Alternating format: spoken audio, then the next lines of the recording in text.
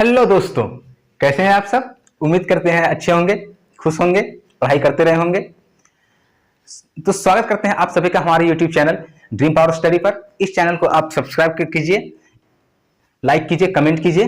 तो हम लोगों ने आइए अपने हम लोग जो स्टार्ट किए थे, पढ़ाई जो स्टार्ट किए थे, अपनी जो जर्नी स्टार्ट किए थे, जो हम लोग चला रहे थे, उसको आगे बढ़ाते हुए हम लोगों ने क्या देखा। तो हम लोगों ने देखा था, सबसे पहले देखा 1773 का रेगुलेटिंग एक्ट। उसके अंदर क्या क्या प्रावधान किए गए थे। 1781 का पिट्स एक्ट ऑफ सेटलमेंट देखे, 1784 का पिट्स इंडिया एक्ट देखे, 1793 का चार्टर एक्ट देखे, 1813 का चार्टर एक्ट देखे, 1833 का चार्टर एक्ट देखे। आज हम देखते हैं 1853 का चार्टर एक्ट। 1853 का चार्टर एक्ट।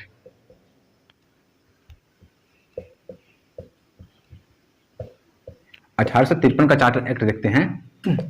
1853 का चार्टर एक्ट। अब इस एक्ट के तहत क्या क्या व्यवस्था की गई थी, ये हम समझने का प्रयास करते हैं। ये हम देखते हैं कि 1853 का जो चार्टर एक्ट था, उसके तहत क्या क्या प्रावधान किया गया था। तो जानते हैं, अभी तक हम लोगों ने 2-3 चार्टर एक्ट देख चुके हैं। तो हम बोल सकते हैं कि जो 1853 का जो चार्टर एक्ट था, वो क्या था, अंतिम चार्टर एक्ट था।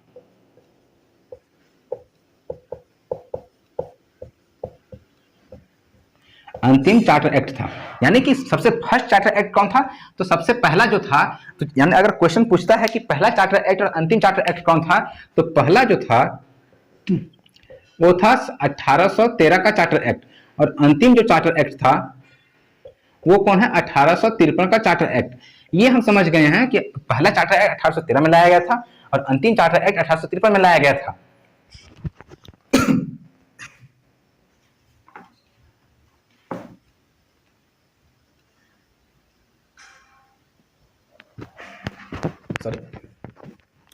तो हम समझते हैं, समझे कि यह अंतिम चार्टर एक्ट कौन था। अगर पूछता है कुछ एग्जाम में, तो 1853 का जो चार्टर एक्ट था वो अंतिम चार्टर एक्ट था। इसके तहत क्या क्या व्यवस्था की गई थी। तो इसमें जो व्यवस्था किया गया था, जैसे पहले क्या था कि ब्रिटिश कंपनी, जैसे हम कोई भी कंपनी स्टार्ट करते हैं तो वो कंपनी में बहुत सारे पोस्ट होते हैं, हर तरह के पोस्ट होते हैं, लोअर ग्रेड से लेकर अपर ग्रेड तक के पोस्ट होते हैं। तो उसी प्रकार से ब्रिटिश कंपनी में भी बहुत सारे पोस्ट थे। तो पहले क्या था कि पहले सिफारिश के आधार पर वहां पर भर्ती किया रही थी, पहले सिफारिश के आधार पर किया रही थी। लेकिन जब 1853 का जो चार्टर एक्ट लाया गया, तो इसके तहत क्या किया गया, इसके तहत सबसे महत्वपूर्ण व्यवस्था की गई, यानी कि पदों पर जो भर्ती होगी,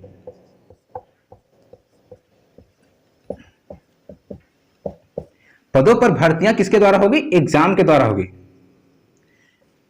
सबसे मुख्य काम क्या किया गया था, यानी कि जो ब्रिटिश कंपनी में जो बहुत सारे पद थे, उच्च पद थे, निम्न पद थे, उन पर जो लोगों की जो भर्ती किया जाएगा, तो वो भर्तियां किसके द्वारा होगी, तो एग्जाम के द्वारा होगी। ठीक है, किसके द्वारा, एग्जाम के द्वारा किया जाएगा, ताकि किसी भी लोग के साथ भेदभाव ना हो, यानी कि कोई ये ना बोले कि अपने सिफारिश के आधार पर इसको उठा के ले आया। क्योंकि पहले ऐसा हो रहा था, ब्रिटिश कंपनी में जिसका अच्छा पहुंच था, जिसका अच्छा सिफारिश था, वो क्या करते, वो बहुत ज्यादा उच्च पद पर पहुंच जा रहे थे, और जो मेहनत कर रहे थे, जिसके पास सिफारिश नहीं था, वो अपने ही लिमिट में रह जा रहे थे। तो इसको देखते हुए सबसे पहले तो पदों पर जो भर्तियां की गई थी, वो एग्जाम के द्वारा की जाएगी। ये जो मुख्य काम किया गया था, और जो कि बहुत ही अच्छा काम था, ये लाया गया था 1853 के चार्टर एक्ट के तहत लाया गया था। ठीक है, और क्या किया गया था, तो इसके तहत और किया गया था कि जो गवर्नर जनरल का जो था, भारत का जो गवर्नर जनरल था, उसका व्यापारिक, प्रशासनिक, न्यायिक कार्यों को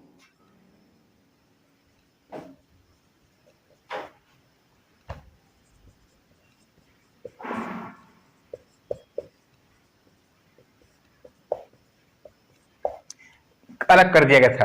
क्या किया गया था कि जो गवर्नर, भारत का जो गवर्नर जनरल था, उसका जो परिषद था, उसका जो व्यापारिक था, प्रशासनिक था, न्यायिक कार्य था, सबको अलग कर दिया गया था। यानी कि अब एक ही व्यक्ति का अधिकार इस सब पर नहीं रहेगा। अब 3 अलग, व्यापारिक मामले के लिए अलग व्यक्ति होंगे, प्रशासनिक मामले के लिए अलग व्यक्ति होंगे, न्यायिक मामले के लिए अलग व्यक्ति होंगे। यानी कि अब जो संचालन जो हो रहा था, जो शासन का संचालन हो रहा था, वो 3 अलग अलग लोगों के द्वारा किया जा रहा था। और सबसे पहले क्या किया गया था, तो पदों पर जो भर्तियां होगी वो एग्जाम के द्वारा की जाएंगी, और यह अंतिम चार्टर एक्ट था। और ये जो अंतिम चार्टर एक्ट लाया गया था, तो वो किसके शासनकाल में लाया गया था, तो अंतिम जो चार्टर एक्ट लाया गया था, वो डलहौजी के शासनकाल में लाया गया था।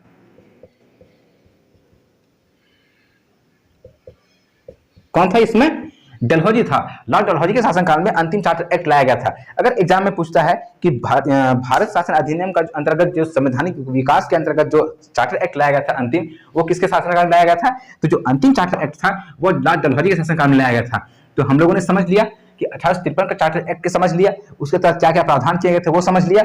तो चलिए आगे हम लोग देखते हैं, अपने टॉपिक को आगे बढ़ाते हैं। यहां तक किसी को तो दिक्कत नहीं होनी चाहिए, ये समझ में आ गया सभी चार्टर एक्ट। अंतिम चार्टर एक्ट कौन था? 1853। प्रथम चार्टर एक्ट कौन था? 1813। तो आगे देखते हैं हम लोग। आप लोग बस एंजॉय करके पढ़ते रहिए, बोर होकर मत पढ़िए। अगर बोर होकर पढ़िएगा तो क्या होता है कि जो पढ़ाई का जो माहौल है वो धीरे धीरे खत्म होने लगता है, एक समय बाद आलस आने लगता है। तो हम कोशिश करें, जितना से जितना कोशिश करें ताकि ये आप लोग को इंटरेस्टिंग बनाया जा सके और धीरे धीरे चलते रहे। तो अगला जो टॉपिक हम स्टार्ट करते हैं वो क्या है? 1853 का चार्टर एक्ट के बाद जो आया था वो था 1858।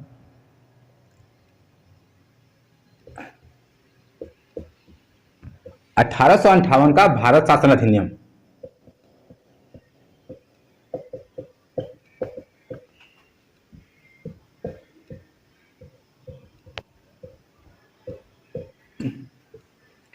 का भारत शासन अधिनियम, ये ठीक है। अब 1853 के बाद 1858 में भारत शासन अधिनियम लाने की क्यों आवश्यकता पड़ गई, तो हम ये समझते हैं। हम जानते हैं 1858 के भारत शासन अधिनियम से पहले एक बहुत ही इंपॉर्टेंट घटना घटी थी, और वो क्या थी बता सकते कोई? वो थी 1857 की क्रांति। 1857 की क्रांति, ये बहुत ही इंपॉर्टेंट घटना घटी थी 1858 अधिनियम के लाने के पहले। तो हम समझते 1857 की जो क्रांति थी उसका मुख्य उद्देश्य, होने का मुख्य उद्देश्य क्या था, इसका क्या प्रभाव पड़ा वहां ब्रिटिश कंपनी पर, तो इसको समझने का प्रयास करते हैं। तो 1857 की जो क्रांति थी वो हम जानते हैं कि ये मेरठ से चालू हुई थी। कहां से? मेरठ से चालू हुई थी, और बहुत बहुत जगह पर बहुत बहुत लोगों द्वारा ये इसका नेतृत्व किया गया था। तो इसका जो सबसे अगर कारण पूछता है 1857 की जो क्रांति होने का कारण क्या था, इसका जो कारण था तो सबसे पहला जो उस समय का जो ज्वलनशील मुद्दा था, यानी कि मुख्य कारण अगर देखा जाता है तो वो था चर्बी। चर्बी लगी कारतूस, चर्बी लगी कारतूस का इस्तेमाल। ये मतलब क्या था? चर्बी लगी कारतूस का मतलब क्या था? यानी कि जो पहले जो यहाँ पे जो बम बारूद आते थे उसमें किसी प्रकार का चर्बी का इस्तेमाल नहीं किया जाता था। लेकिन 1857 में जब एक राइफल आया गया था, राइफल लाया गया था जिसमें क्या था, तो गाय की उसमें बोला जा रहा था कि ये अफवाह फैल गई थी या ये जानकारी मिल गई थी कि इसमें गाय की चर्बी का इस्तेमाल किया जा रहा है। और चूंकि हम जानते हैं कि जो ब्रिटिश कंपनी में बहुत से भारतीय लोग भी सैनिक थे, तो जब हम जानते हैं कि भारतीय लोगों द्वारा गाय को माता माना जाता है, गाय की बहुत ही इज्जत की जाती है। तो जब इन लोगों को पता चला कि चर्बी के द्वारा, यानी कि जो कारतूस लगा जो हम यूज कर रहे हैं, जो दांत से खींचते हैं, पहले क्या था कि कारतूस को दांत से खींचकर ही इस्तेमाल करना पड़ता था। तो यानी कि अगर हम किसी चीज को दांत से खींच रहे हैं, यानी कि उसको हम खा रहे हैं, उसको हम चख रहे हैं, तो जब पता चला कि इस कारतूस में क्या है, गाय की चर्बी लगी है, तो जो भारतीय लोग थे उनकी जो अपनी जो भावना थी, तो उनकी भावनाओं को आहत पहुंचा कि ब्रिटिश कंपनी धोखे से हम लोगों को हम जिसको पूजनीय मानते हैं उसकी चर्बी को हम लोग को खिला रहे हैं। तो ये था सबसे पहला कारण था, मुख्य कारण ये था। और क्या था? तो इसके साथ था कि जो व्यापारिक या जो राजनीतिक मामला था, भारत का मामलों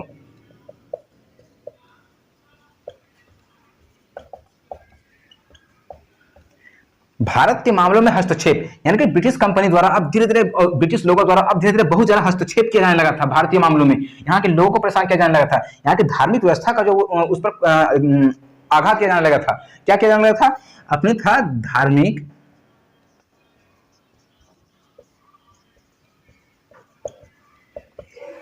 व्यवस्था पर प्रहार, यानी कि भारतीयों का जो धार्मिक व्यवस्था, जो भारतीय धर्म था, उस पर क्या किया? हम जानते हैं कि 1813 में ब्रिटिश पादरी आए भारत, यहाँ पे अपने धर्म का प्रचार करने लगे। तो बहुत सारे लोग थे क्या थी, अपने धर्म का परिवर्तन करके चले गए, लेकिन जो नहीं जा पाए उसके क्या किया गया? तो उनकी धार्मिक व्यवस्था जो थी उन पर प्रहार किया जाने लगा, उनको जबरदस्ती क्या किया गया? ईसाई धर्म में परिवर्तन कराया जाने लगा। तो ये मुख्यतः 3 कारण थे, और बहुत सारे कारण है। इसका जो कर का जो व्यवस्था था वो बहुत ज्यादा धीरे धीरे बढ़ने लगी थी, क्योंकि धीरे धीरे जैसे हम जानते हैं कि ब्रिटिश लोग क्या करते थे, नील की खेती पर बहुत ज्यादा जोर देते थे। तो जब नील की जो खेती होती थी, नील की जो खेती होती थी वो एक बार जिस जमीन पर होती थी उस जमीन को पूरा बंजर कर देती थी। तो ये जो कारण था वो इससे किसान लोग बहुत ज्यादा परेशान हो गए थे, क्योंकि उनकी जो जमीनें थी वो धीरे धीरे बंजर होती जा रही थी और उनका उस बंजर जमीन का जो अच्छे मुआवजा था वो किसानों को नहीं मिल पा रहा था। तो ये भी एक कारण था कि जो नील की खेती जो जबरदस्ती कराया जा रहा था किसानों से, वो भी एक मुख्य कारण था। तो ये हम बेसिक जो मुख्य मुख्य बातें हैं जो हम समझ गए कि 1857 की क्रांति हुई क्यों। क्यों हुई? तो सबसे पहला कारण था चर्बी लघु कारतूस, भारत के मामलों में हस्तक्षेप ब्रिटिशों द्वारा, और धार्मिक व्यवस्था पर प्रहार करना, और एक क्या था कि नील की खेती जो करवाते थे जबरदस्ती वो। तो इन सब कारणों को देखते हुए 1857 की जो महान क्रांति हुई थी उसने क्या किया, ब्रिटिश शासन व्यवस्था था उसको हिला दिया, जड़ से डगमगा दिया। तो अब देखा गया कि जब जब लग गया ब्रिटिशों को कि हम अब हमारे द्वारा अब जो कार्य किए जा रहे थे उसके प्रति भारतीय लोग सजग हो गए हैं, तो उन लोगों के द्वारा अब यह व्यवस्था की जाने लगी थी कि भारतीयों को जितना से जितना हो सके उनको संभाला जाए, अपने पक्ष में किया जाए, ताकि वो लोग ब्रिटिश को गलत ना समझे, हमारे द्वारा जो क्या काम किए जा रहे हैं उसको गलत ना समझे। इसको देखते हुए ही जो 1857 के बाद 1858 का भारत शासन अधिनियम लाया गया था। तो चलिए अब हम समझते हैं भारत शासन अधिनियम के अंतर्गत जो क्या क्या मुख्य प्रावधान किए गए थे उसको समझते हैं। इसको हम 1857 की क्रांति से क्यों कनेक्ट किए वो तो आप समझ में आ गया। अगर हम यहाँ पे कनेक्ट नहीं करते तो आप लोग को ये डाउट बन सकता था कि आखिर जब 1857 की क्रांति हुआ था तो उसका इस पर क्या प्रभाव पड़ा, इसका क्या क्या यहाँ पर देखने को मिली। तो इसलिए हम इसको समझा दिया ताकि जो इसको समझने में अब दिक्कत नहीं होनी चाहिए। ठीक है, तो आइए हम समझते हैं।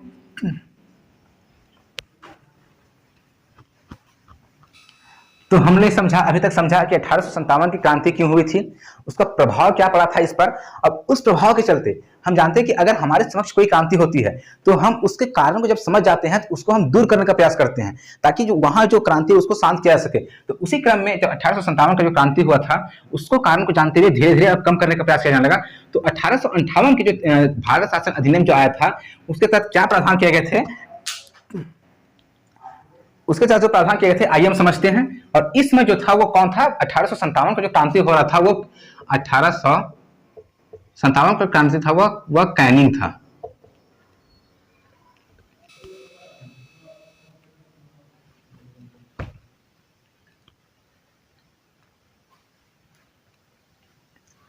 जो शासन था वो पहले जानते हैं, पहले ब्रिटिश कंपनी के पास था। तो जब यहाँ पर देखा गया कि ब्रिटिश कंपनी जब शासन कर रही थी तो वो मनमाना करने लगी, उस पर भले ही ब्रिटिश क्राउन जो था यानी कि ब्रिटिश का जो सरकार था, ब्रिटिश का जो ताज था, वो भले ही इस पर हर तरीके से दबाव बनाए लेकिन ये मनमाना करते रही थी। तो उसी के चक्कर में जो ज्वलंतशील जो प्रभाव हुआ था वो 1857 की क्रांति हुआ था। तो इसको देखते हुए शासन सत्ता जित हुई वह सीधा क्या किया गया, अब सीधा ब्रिटिश क्राउन अपने हाथ में ले ली थी। ठीक है, यानी कि जो शासन सत्ता वो कंपनी से लेकर सीधे अपने हाथ में ब्रिटिश क्राउन के हाथ में चला गया था। दूसरा क्या किया गया था, तो दूसरा प्रावधान यह किया गया था कि यहाँ पे जो यहाँ था वो मुगल जो बादशाह था,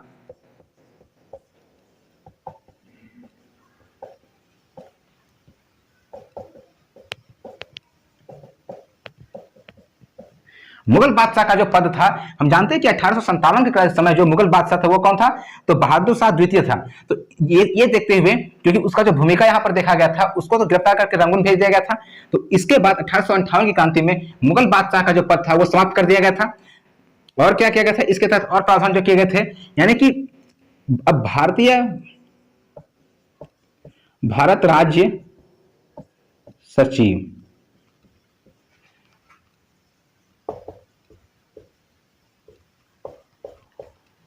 भारत राज्य सचिव की नियुक्ति की गई थी। यानी कि भारत राज्य सचिव के रूप में एक नया पद आ गया था और था कि मंत्री पद की व्यवस्था की गई थी।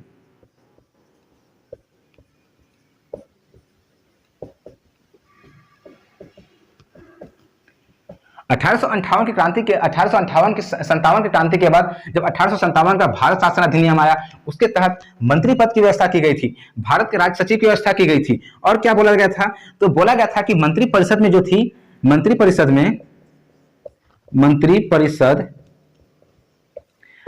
का जो निर्माण होगा वो क्या था, 15 सदस्यों का होगा। यानी कि जो 15 सदस्यों से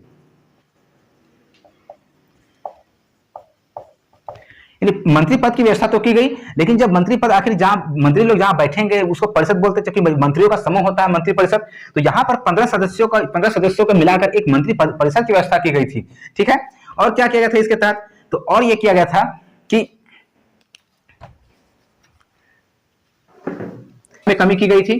ठीक है, यानी कि सेना में भारतीयों की संख्या में कमी कब की गई थी?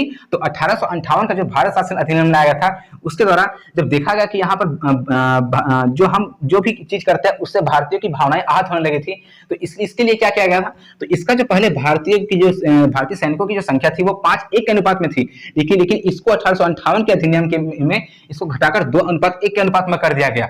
और यहाँ पर क्या किया गया था? तो जो भारत का गवर्नर जनरल था, भारत का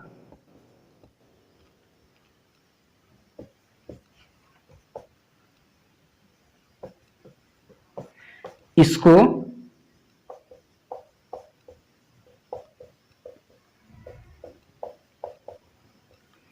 भारत का वायसराय, यानी कि पहले सबसे पहले आया बंगाल का गवर्नर, उसके बाद आया बंगाल का गवर्नर जनरल, उसके बाद आया भारत का गवर्नर जनरल। अब 1857 की क्रांति के बाद जब 1858 का भारत शासन अधिनियम आया उसमें भारत का जो गवर्नर जनरल था इसको क्या बोला जाने लगा अब के बाद? तो भारत का वायसराय के रूप में अब इसको बोला जाने लगा था। क्या बोला जाने लगा था? भारत का वायसराय, यानी कि अब जो भारत का गवर्नर जनरल है वो भारत के वायसराय के नाम से जाना जाएगा। तो अगर पूछता है कि भारत का अंतिम गवर्नर जनरल इसमें कौन था, तो हम जानते हैं कि जब 1857 की क्रांति हुआ था उसमें गवर्नर जनरल कौन था? कैनिंग था।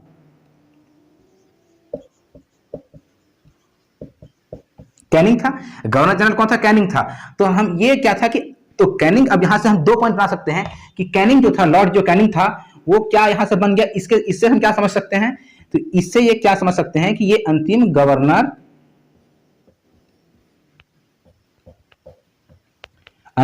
जनरल था और इसी को क्या बोला जाता है? तो ये ही प्रथम वायसराय भी बना था। तो लॉर्ड कैनिंग जब 1857 की क्रांति का जो नेतृत्व कर रहा था लॉर्ड कैनिंग था, इसके शासनकाल में हुआ था। तो जब भारत शासन अधिनियम लाया गया 1858 में, उसके तहत भारत का जो गवर्नर जनरल था उसको भारत का वायसराय का जो पद में चेंज किया गया था। तो उसमें उसके समय अंतिम जो गवर्नर जनरल अगर एक तरह से देखा जाए तो लॉर्ड कैनिंग था, और इसको जब चेंज किया गया तो भारत का प्रथम वायसराय जो बना था वो भी कौन था? लॉर्ड कैनिंग था। तो यहाँ से अगर 2 क्वेश्चन यहाँ से बन सकता है कि भारत का अंतिम गवर्नर जनरल और भारत का प्रथम वायसराय, ये समझ में आ गया।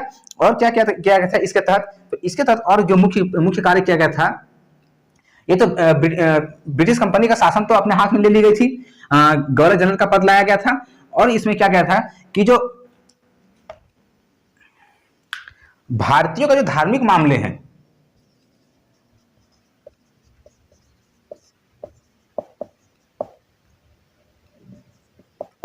धार्मिक मामला एवं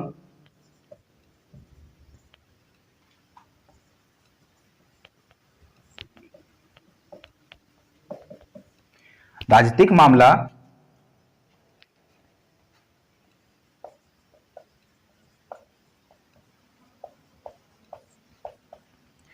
अब देखा गया कि अगर हमको यहाँ शासन करना है, ब्रिटिशों को 1857 की क्रांति के द्वारा ये समझ में आ गया था कि अगर हमको शासन करना है तो यहाँ के जो भारतीय लोगों जो थे, भारतीय लोगों के धार्मिक और राजनीतिक मामलों पर हमको जो दखल जो दे रहे थे वो उसको बंद करना पड़ेगा। तो इसलिए 1858 की जो भारत शासन अधिनियम में उसको भारतीय के जो धार्मिक मामले थे और राजनीतिक मामले थे उसमें जो ब्रिटिश का दखल जो था वो धीरे धीरे कम होने लगा था। तो इतने सारे मुख्य काम किए गए थे 1858 के अधिनियम के द्वारा, ताकि भारत को एक नई व्यवस्था की स्थापना की जाए। और यही वो क्रांति था जिसके बाद बोला जाता है कि जो भारतीयों की ताकत जो ब्रिटिश कंपनी जो पहले नहीं समझ रही थी, उसको कमजोर समझ रही थी, वो भारतीयों की ताकत का अंदाजा हो चुका था। और इसके बाद धीरे धीरे ब्रिटिशों द्वारा जो अपने जो काम किया जाता था, जो काम का तरीका था, जो शासन संचालन करने का तरीका था, उसमें सुधार लाने लगे ताकि भारतीयों को अपने पक्ष में किया जाए और धीरे धीरे उनका शासन जो था वो चलाया जा सके। तो आज हम समझें कि 1858 के जो भारत शासन अधिनियम के तहत मुख्य बातें क्या क्या थी। उसके समय गवर्नर जनरल कौन था, और वही जो प्रथम वायसराय बन गया था तो वो था लॉर्ड कैनिंग। और फिर क्या था? तो भारत धार्मिक और राजनीतिक मामलों पर हस्तक्षेप उसको हटा दिया गया था। क्या था? सेना में भारतीयों की संख्या कम कर दी गई थी, जो मंत्री पद की व्यवस्था की गई थी, 15 मंत्रियों को लेकर एक मंत्री परिषद की व्यवस्था की गई थी, राज्य सचिव का पद का सृजन किया गया था।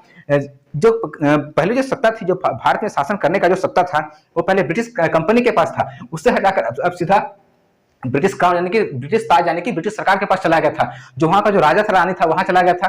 मुगल बादशाह का जो पद था उसको समाप्त कर दिया गया था। हम जानते हैं कि जो 1857 की जो क्रांति हुई थी उसमें मुगल बादशाह कौन था? तो वो भरोसा द्वितीय था, उसको खत्म कर दिया गया था, उसको जेल भेज दिया गया था, उसको वेतन देकर जेल भेज दिया गया था। तो इतनी सारी मुख्य बातें आज हमने आज की क्लास में समझी। तो उम्मीद करता हूं कि हमारे द्वारा बताया गई क्लास जो था आज का, वो अब टॉपिक समझ में आया होगा।